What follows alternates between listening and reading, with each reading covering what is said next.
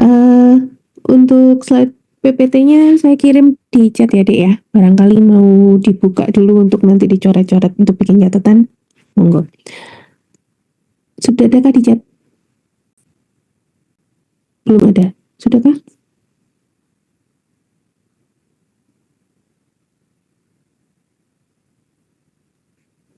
Belum ada, dokter. Oh, belum ada. Oke. Ya wis, sambil ngupload mungkin.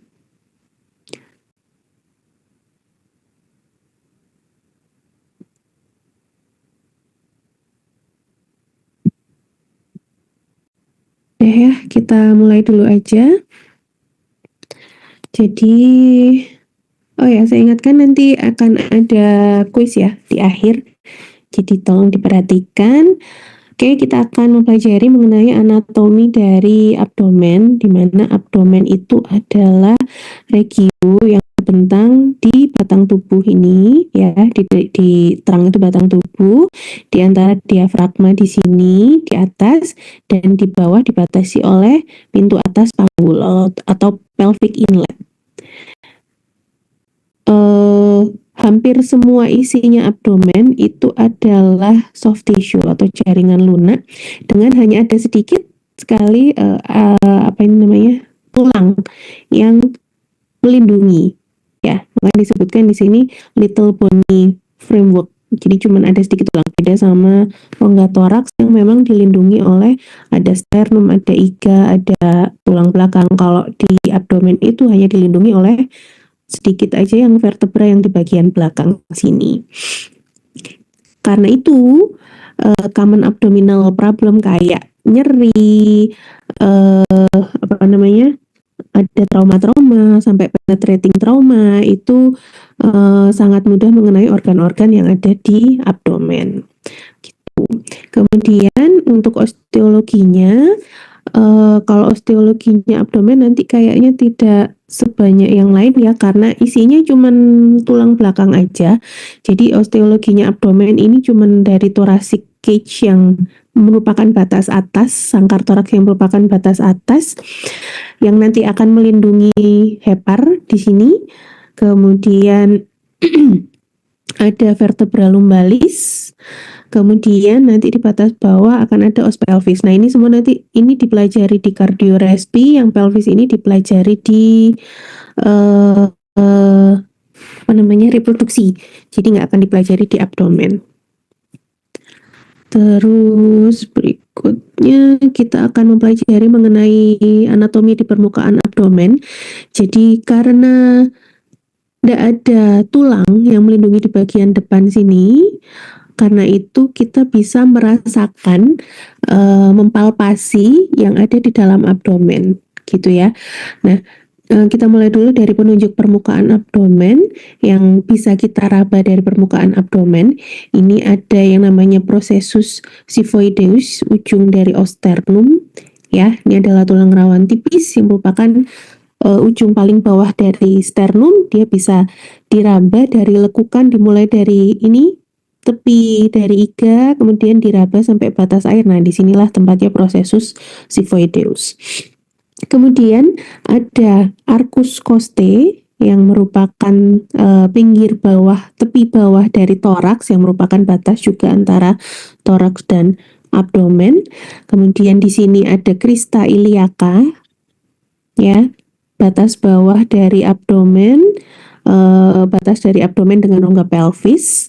Kemudian ada ligamentum inguinalis. Ligamentum inguinalis itu normalnya ada di sini ya, di inguinal sini, melekat di sias, di sini, di sias, tapi di bagian belakangnya sias. Kemudian dia akan menuju ke tuberculum pubicum. Jadi kurang lebih di sini, ya, di baliknya inguinal sini. Jadi kalau mau meraba kalian harus memasukkan jari di di inguinal sini. Terus habis itu ada simfisis pubis. Ini simfisis pubis.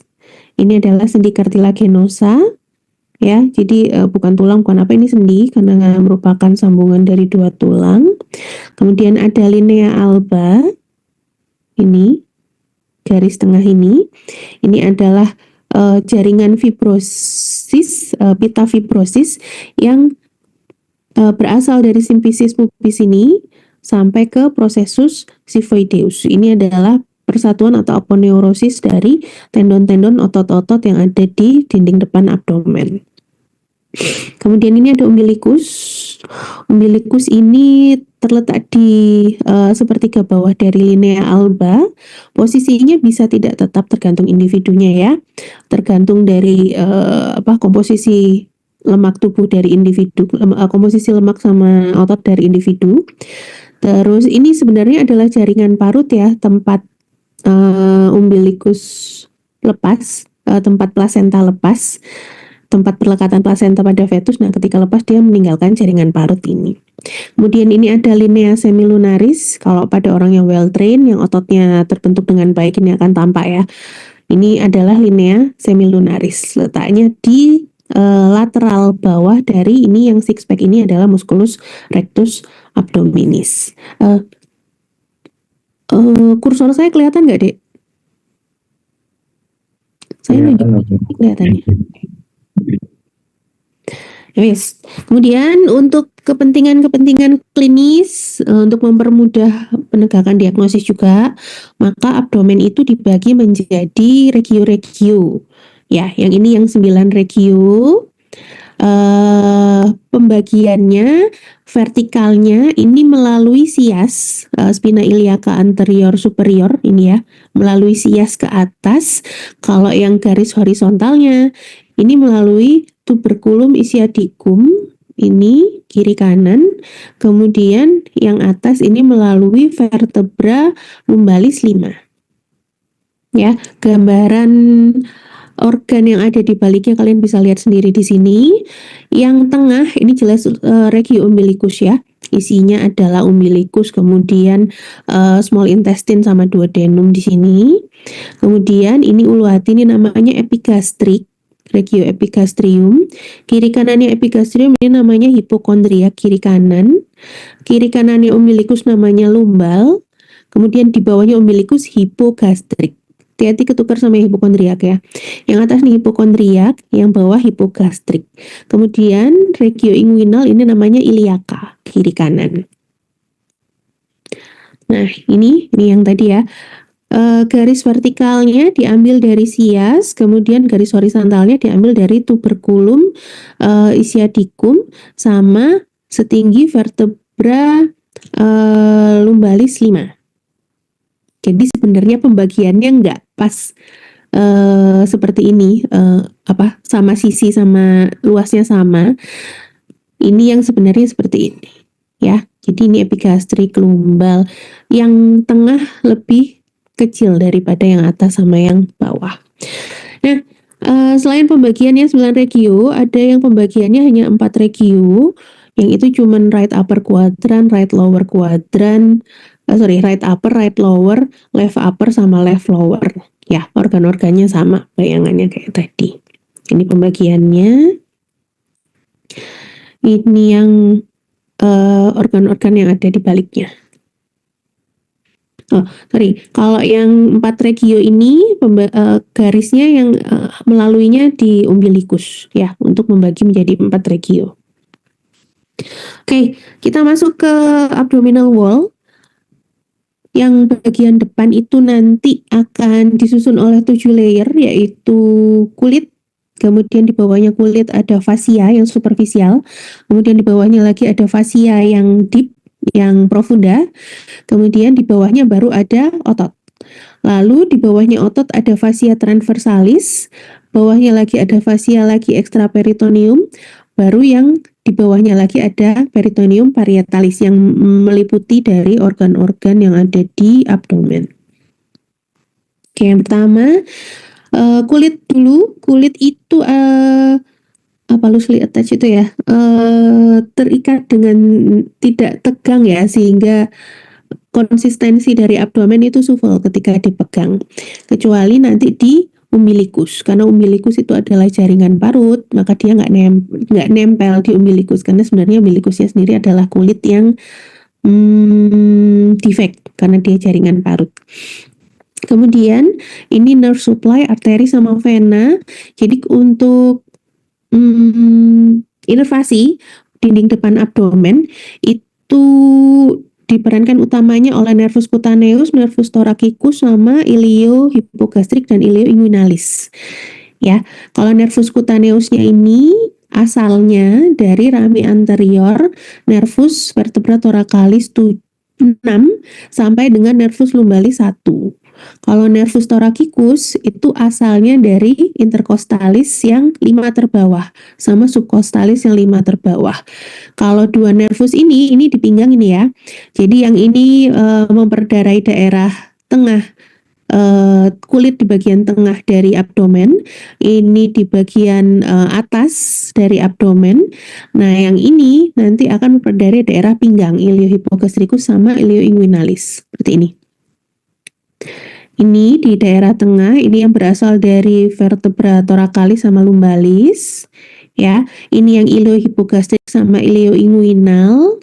Kemudian satu lagi tadi yang dari thoracius itu ada di sini. Gitu ya.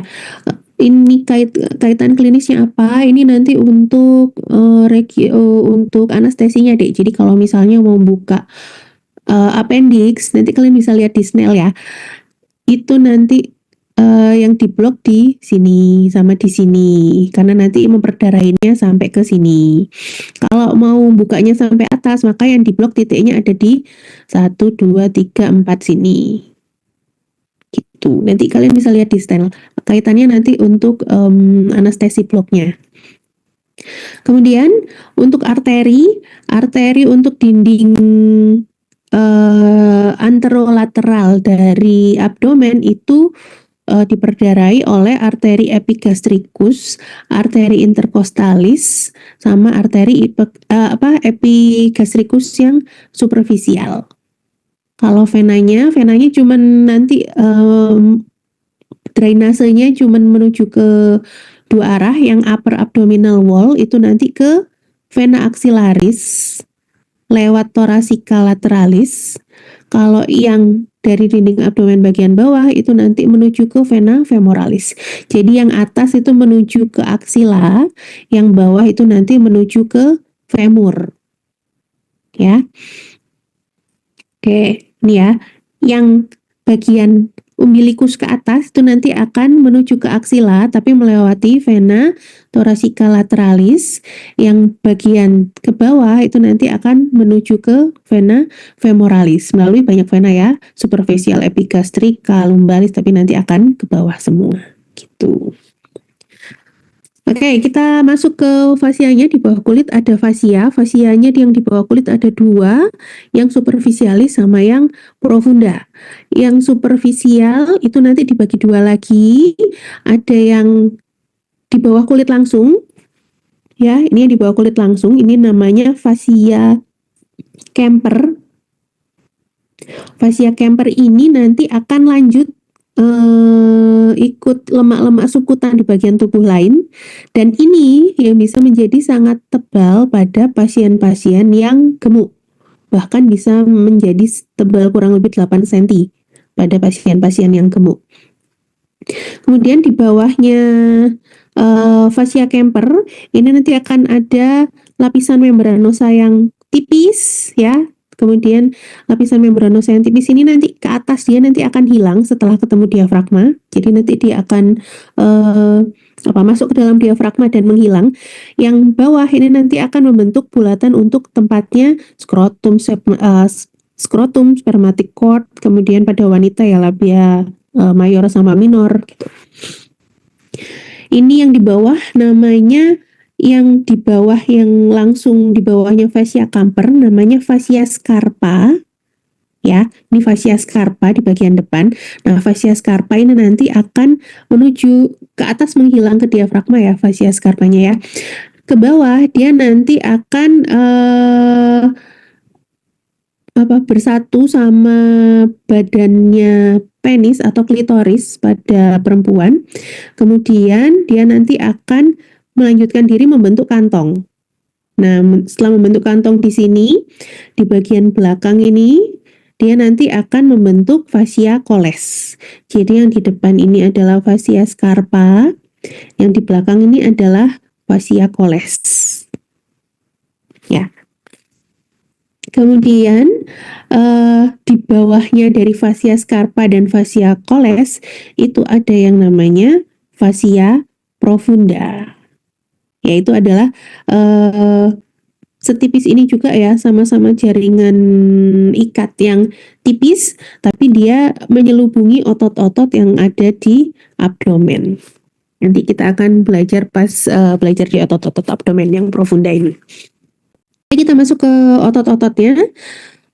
Otot-otot di dinding anterolateral dari abdomen itu dimulai dari yang paling atas ya, ada musculus obliquus externus abdominis.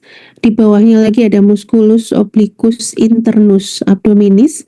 Di bawahnya internus ada musculus transversus abdominis, sama ada satu musculus yang hanya sekitar 60% orang aja yang punya, itu namanya musculus pyramidalis. Oke, yang pertama adalah musculus obliquus externus abdominis.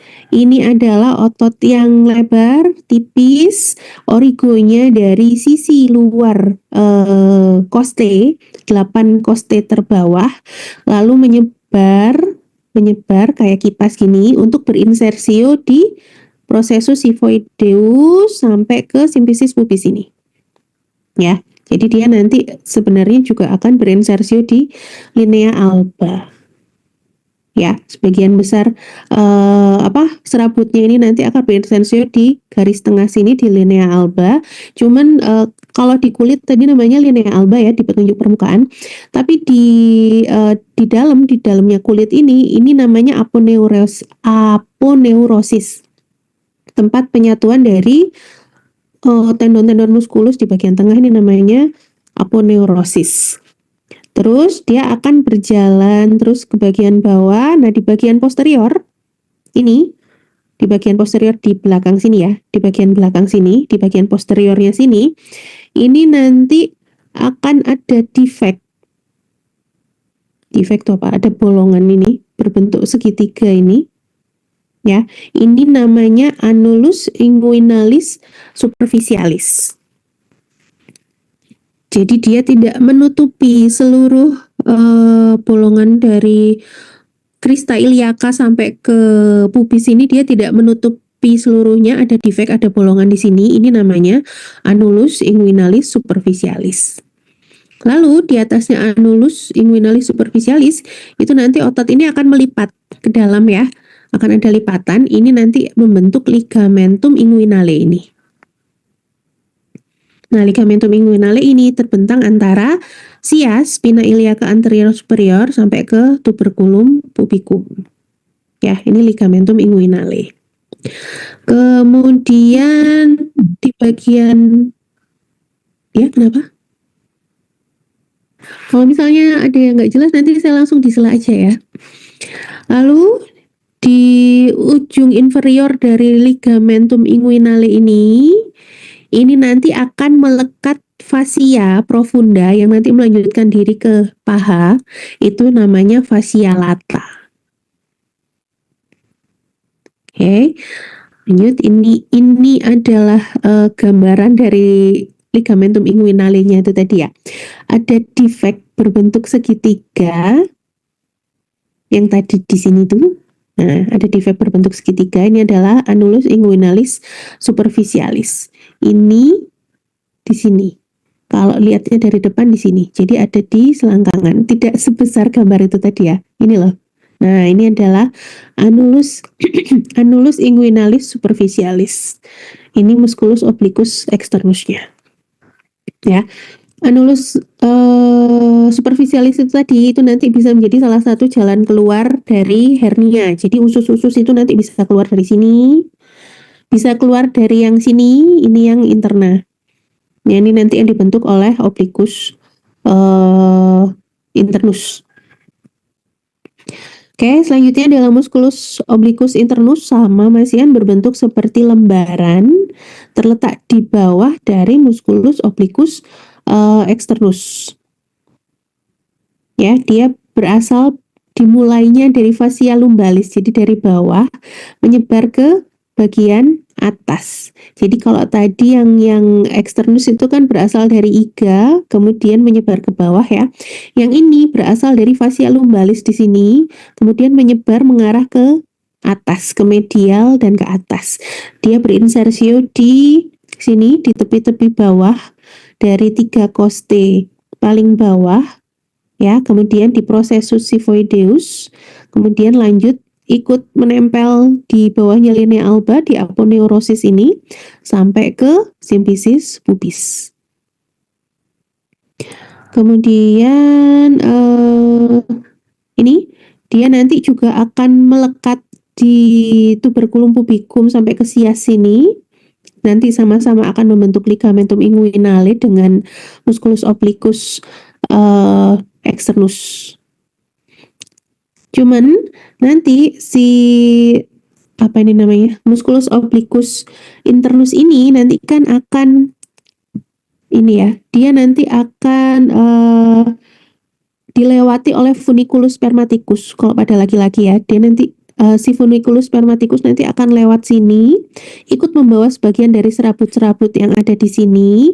Nah, sebagian dari serabut musculus obliquus internus yang dibawa oleh funiculus spermaticus lewat anulus inguinalis yang medial itu tadi, itu nanti akan menjadi musculus cremaster. Jadi nanti dia akan menyelubungi testis di sini.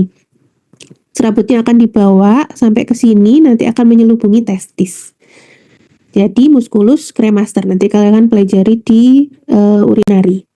Nah, musculus cremaster ini nanti akan berfungsi untuk menahan pengaruhnya gravitasi terhadap testis. Jadi dia bisa mempertahankan kayak kantongnya testis gitu. Kemudian karena dia muskulus dan dia otot rangka, maka dia bisa kontraksi relaksasi. Jadi musculus cremaster ini nanti punya fungsi untuk mendekatkan atau menjauhkan testis dari ini batang tubuh. Gitu. Berikutnya adalah musculus transversus abdominis, letaknya ada di bawahnya musculus obliquus internus. Serabutnya sama berasal dari fascia lumbal berjalan ke depan, cuman kalian bisa lihat ya. Di sini dia ototnya lebih panjang daripada musculus obliquus internus. Ya. Cuman sama akan berinsersio di aponeurosis yang lebar ini di iga-iga paling bawah juga, cuman bedakan ya serabutnya. Kalau yang oblikus itu benar-benar horizontal begini. Kalau yang transversus benar-benar horizontal. Kalau yang oblikus itu oblik, menyilang gitu ya. Oke, terus di bagian bawah dari transversus abdominis ini nanti akan bersatu sama serat-serat bagian bawah dari obliquus internus. Ini nanti akan bersama-sama membentuk conjoint tendon. Nanti akan melekat di crista pubica sini sampai ke linea pectinea ke depan gini. Nanti akan membentuk conjoint tendon. Kemudian ini adalah musculus rectus abdominis. Dia ototnya panjang, terbentang di dinding anterior medial dari abdomen, berdekatan dengan garis tengah tubuh dan dipisahkan dengan otot pasangannya kiri kanan ini oleh linea alba. Ya, dia asalnya memiliki 2 kaput sebenarnya, dari simfisis pubis sama dari crista pubica. Jadi ada 2 kaput di sini. Terus habis itu ada tendon yang ada di tengah-tengah dari musculus rectus abdominis. Namanya interseksio tendinea. Ya, interseksio tendinea ini ada 3. Yang pertama pada di setinggi processus xiphoideus, kemudian ada di umbilicus, kemudian yang ketiga ada di antara keduanya. Ini adalah interseksio tendinea.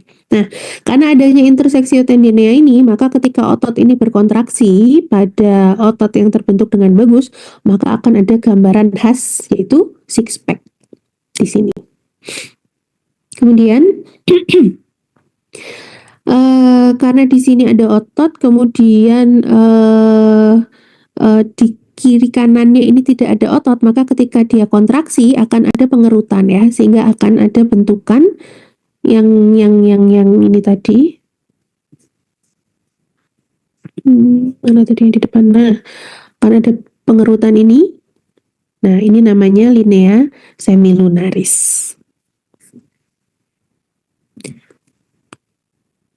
Dah.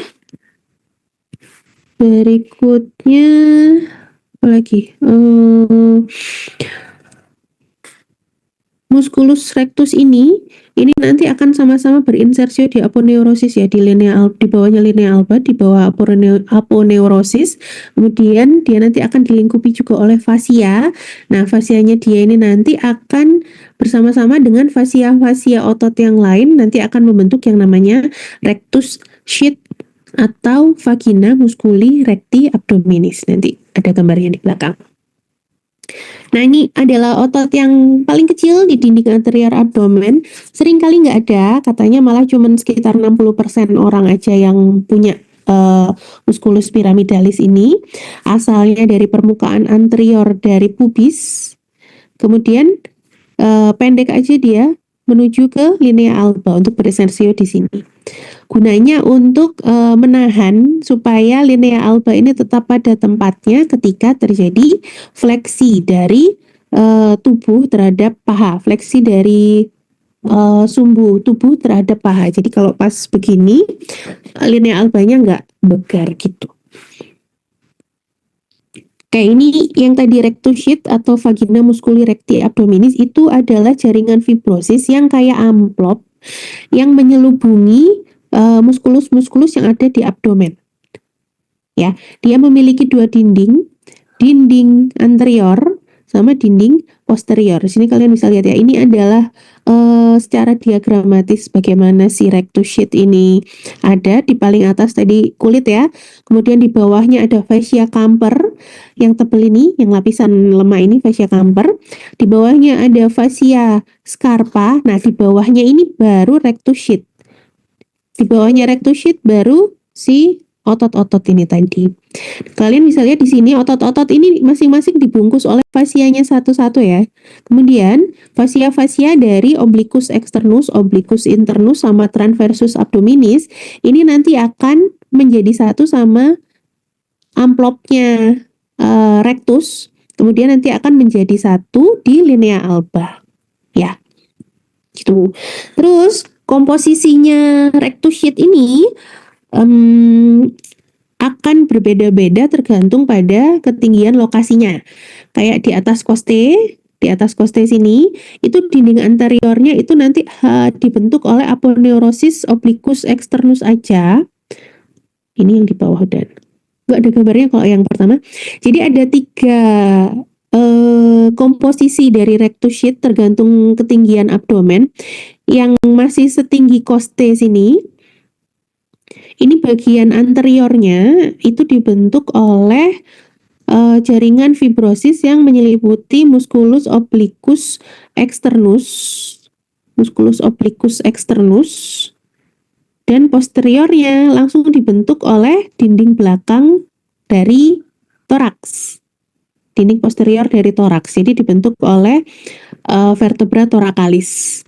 Kemudian yang di ketinggian kedua di bawahnya koste sampai linea arcuata, kurang lebih di sini ya, linea arcuata ini dibentuk oleh aponeurosis musculus obliquus internus.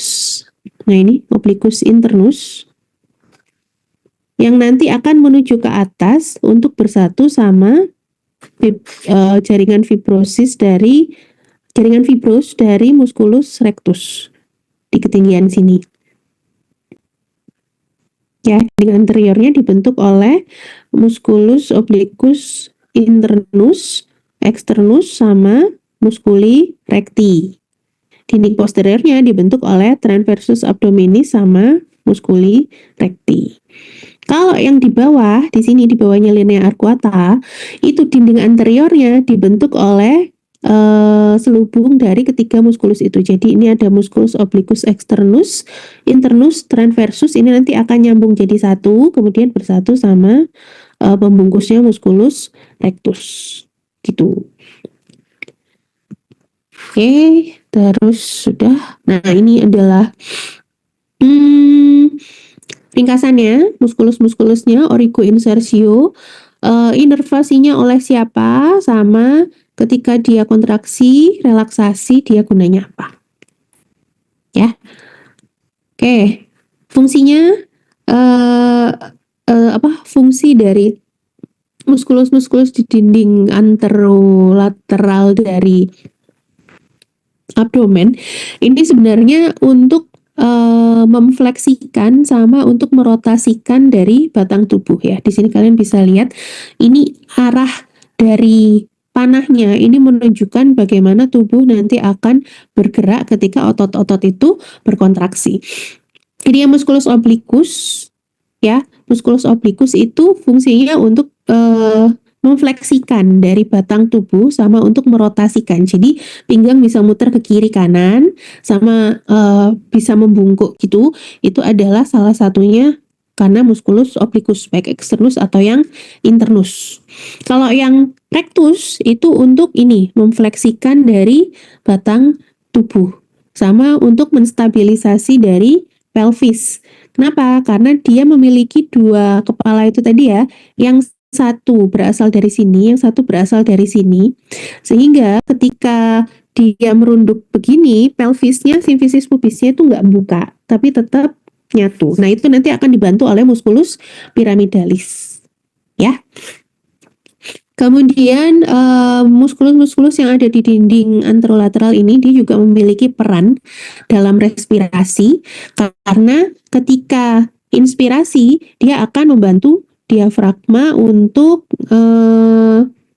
makin turun, sehingga ketika misalnya diafragma makin turun maka udara bisa masuk. Lalu muskulus-muskulus ini juga memiliki fungsi ketika force expiration.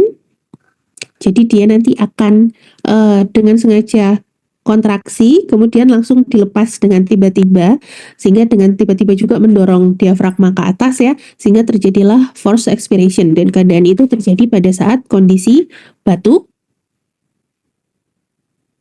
Sebentar. Baik, saya lanjutkan lagi. Jadi dia membantu ketika periode inspirasi, periode force expiration, sama adanya muskulus-muskulus di abdomen ini yang juga menentukan adanya abdominothoracic rhythm. Jadi abdominothoracic rhythm itu adalah ketika kita inspirasi, maka dinding dada itu naik, dinding abdomen juga ikut naik karena kerjanya sinergis gitu ya, itu abdominothoracic rhythm. Nah, itu yang juga bisa diamati pada orang-orang yang pernafasannya mulai terganggu. Ada yang namanya seesaw movement. Seesaw itu ada abdomennya turun, ininya naik. Nah, itu sudah tidak normal. Itu sudah ada kelainan-kelainan periode inspirasi ekspirasi gitu ya. Oke, berikutnya otot-otot dinding belakang dari abdomen. Dinding belakang ini ada 5 otot: psoas major, minor, quadratus, transversus abdominis, sama iliacus. Nah, ini psoas major.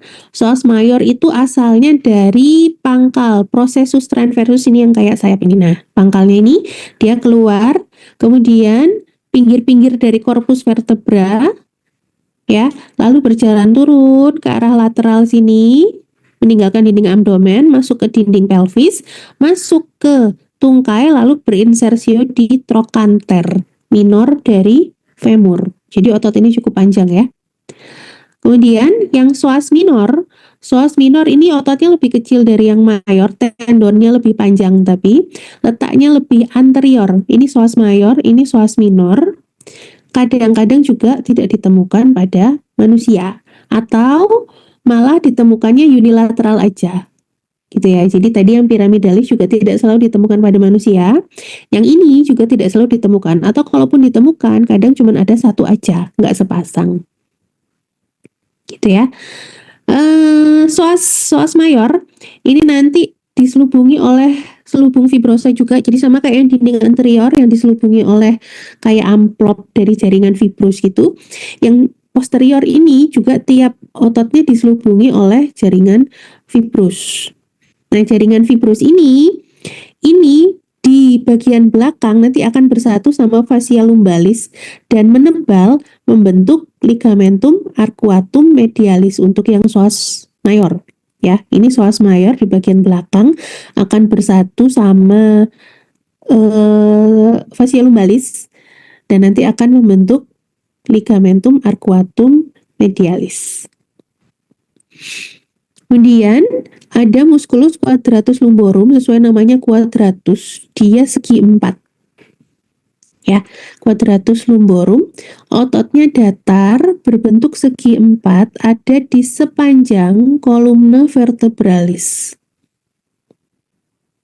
Asalnya dari crista ischiadica, kemudian naik untuk berinsersio di bawah iga ke-12. Bagian depan dari otot ini diselubungi oleh fascia lumbalis dan kemudian nanti akan menebal di bagian atas, ya, yang nanti akan membentuk ligamentum arcuatum lateralis. Jadi kalau yang medialis ini dibentuk oleh musculus psoas mayor, kalau yang arcuatum lateralis ini dibentuk oleh quadratus lumborum. Oke, kemudian ada musculus iliacus. Jangan lihat yang merah ya, yang hijau. Ini adalah musculus iliacus. Bentuknya seperti kipas, sama-sama berasal dari crista iliaca, cuman mengarahnya ke bawah.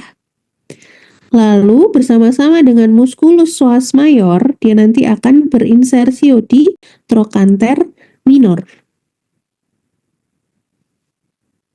Ya, gabungan dari dua otot ini namanya musculus iliopsoas. Musculus iliopsoas ini itu adalah salah satu otot fleksor utama dari paha. Jadi kalau dia kontraksi, ini pahanya bisa fleksi terhadap panggul. Ya, ini musculus iliopsoas. Kemudian musculus iliopsoas ini itu juga berperan sebagai fleksor dari batang tubuh terang ini terhadap paha. Jadi dia bisa narik paha ke sana, bisa juga membuat tubuhnya tertarik ke sini. Jadi bisa bungkuk gini sama pahanya narik ke sendi panggul. Dua-duanya diperankan oleh musculus iliopsoas. Oke, ini adalah risamnya. Berikutnya adalah viscera atau organ dalam abdomen, karena tadi abdomen itu tidak diliputi oleh tulang ya di bagian depan, sehingga kita bisa meraba apa aja yang ada di dalam abdomen sebenarnya. Cuman posisi dari viscera-viscera atau organ-organ yang ada di dalam abdomen ini itu bisa bervariasi tergantung dari individunya, tergantung dari posisi individunya. Jadi misal pada saat kita duduk ya, pada saat kita berdiri itu posisi organ-organ yang ada dalam abdomen itu bisa berubah. Pada saat kita inspirasi ekspirasi itu juga posisi organ yang ada di abdomen itu juga bisa berubah. Yang pertama ada hepar. Normalnya ada di bawah dari lengkung koste, jadi tidak teraba sebenarnya hepar itu.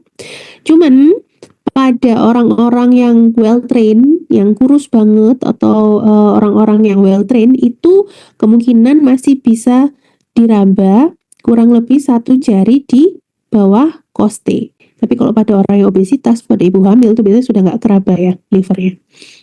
Terus pada bayi ya, pada bayi ini sampai pada akhir tahun ketiga, hepar itu juga masih bisa diraba kurang lebih 1 jari di bawah arcus costae. Ini. Nah, karena tadi saya bilang posisi viscera itu bisa berubah ketika inspirasi, ekspirasi. Ketika misalnya kita perlu melakukan evaluasi pada hepar, hepar itu akan jauh lebih mudah teraba ketika apa deh? Inspirasi atau ekspirasi? Inspirasi, dokter.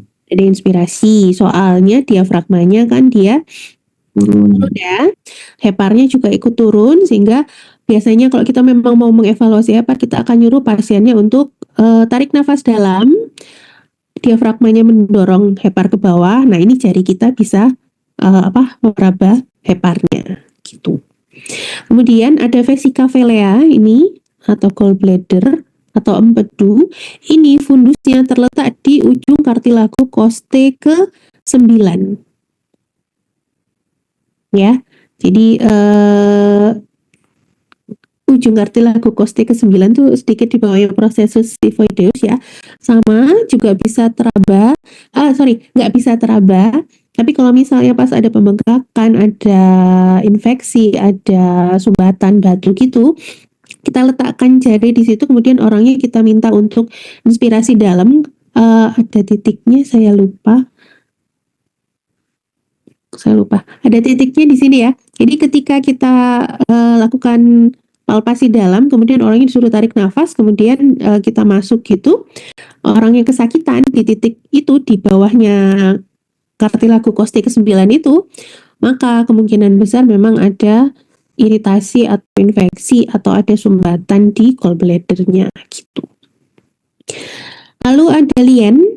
Lien itu di hipokondrium kiri atau di left upper quadrant, dilindungi oleh costae 9, 10, 11.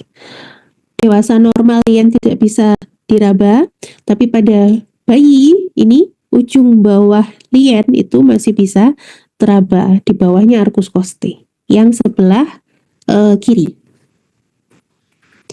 Nah, ini adalah pankreas. Pankreas itu terletak di transpyloricus, di plana transpyloricus ini. Ini tempatnya pylorus, makanya ini namanya plana transpyloricus, di mana kaputnya ada di bagian bawah kanan, kepalanya ada di bagian bawah kanan karena dia hampir nempel sama duodenum. Kemudian kolum sama korpusnya ini menuju ke atas kiri. Jadi dia menyeberang bidang transpylorik. Kemudian renal ini ada di bidang transpyloricus juga, yang sebelah kanan ini lebih rendah dari yang kiri karena di sini ada hatinya, ada heparnya, ya. Kemudian karena dia lebih rendah, tepi bawahnya kemungkinan bisa diraba di fase akhir inspirasi pada orang-orang dengan yang muskulus abdominalnya berkembang dengan baik. Kalau yang kiri dia lebih tinggi dari yang kanan, itu nggak bisa dipalpasi, gitu ya. Hilumnya ini, bagian tengahnya ini terletak tepat di bawah transpyloric plana, atau transpyloric plana itu kira-kira setinggi lumbal 1, ya. Kalau diproyeksikan di posterior, dia kurang lebih setinggi torakal 12 sampai lumbal ke-3. Oke. Kemudian ini adalah gaster. Gaster itu kita proyeksikan dari cardioesophageal junctionnya ya. Jadi kardia dan esofagus. Nah, junctionnya di sini. Ini kurang lebih ada 3 jari di siposternal junction. Jadi ini processus xiphoideus nih ya. Nah, processus xiphoideus di sini letakkan 3 jari ke sebelah kiri, maka kita akan ketemu cardioesophageal junction. Ini kurang lebih setinggi vertebra torakal 10. Ini juga kurang lebih tempat di mana esofagus itu menembus diafragma untuk berubah menjadi gaster ini. Lalu pylorusnya ini ada di sepanjang linea transpyloricus, kemudian curvatura minor. Ini ada di antara gastroesophageal junction sama pylorus, ya. Ini curvatura minor. Kalau curvatura mayornya ini bervariasi, mulai dari regio umbilicus, jadi bisa sampai ke bawah sini ya. Si curvatura mayornya ini bisa dari regio umbilicus atau lebih ke bawah lagi, atau kalau pas kosong ya berarti ada di atas. Lalu yang duodenum, yang part pertama, duodenum itu cuma bisa diraba pada orang yang kurus ya. Dan yang bisa diraba juga cuman yang part pertama aja, karena part lainnya ketutupan sama ini usus-usus yang lain. Jadi yang bisa diraba yang cuman part 1 yang begitu keluar dari pylorus ini aja. Dia terbentang di sepanjang area transpylorus ini tadi sekitar 4 jari ke sebelah kanan dari garis tengah, dari median tubuh, dari linea alba. Oke, ini adalah usus-usus besar. Usus besar itu ini saekum. Saekum ini nanti dipakai untuk penanda ketika operasi appendix ya. Jadi bukanya di sini, cari dulu saekum. Saekum itu ada di fossa iliaca sebelah kanan ya, atau right lower quadrant. Biasanya juga sering teregang karena gas ya. Jadi gas-gas juga biasanya ngumpul di sini, sehingga ketika diperkusi suaranya apa, Dek? Kalau ada organ diperkusi isinya gas, maka suaranya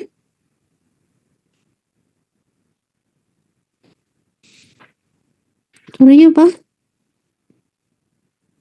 Lah, suara perkusi normal abdomen apa? Timpani. Timpani, suaranya timpani. Ada gas di dalam tabung ya, suaranya timpani. Terus dari saekum itu nanti menuju ke arah bidang medial, jadi udah dibuka di tempatnya saekum ya, diidentifikasi saekum. Biasanya akan kelihatan bandnya atau taenianya ini. Nah itu nanti menuju ke arah bawah medial, itu nanti akan tampak appendix. Nah, appendix ini sama-sama ada di regio iliaca kanan atau right lower quadrant. Nama titiknya titik McBurney. Titik McBurney itu kalian ngambil garis dari sias sebelah nih, sias sebelah kiri ya, sias sebelah kanan, terus tarik garis ke umbilikus. Nah titik McBurney ini ada di sepertiga yang lebih dekat ke arah sias ya, di situ tempatnya McBurney.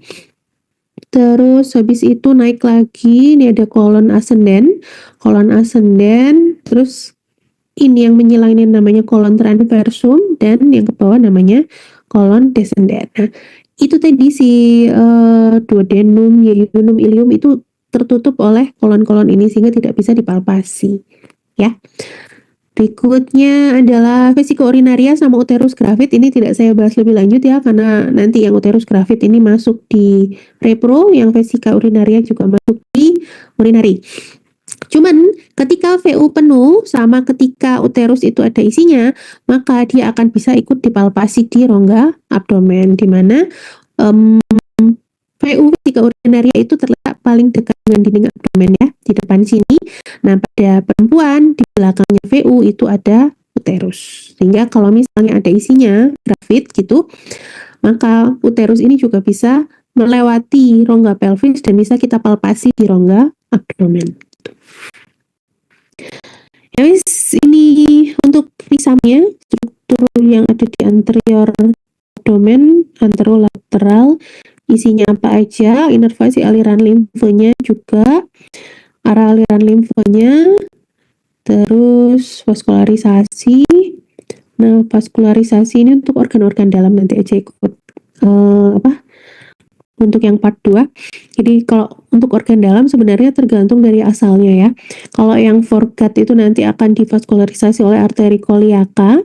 Kalau yang asalnya dari midgut itu nanti akan divaskularisasi oleh mesenterica superior. Kalau yang hindgut divaskularisasi oleh mesenterica inferior.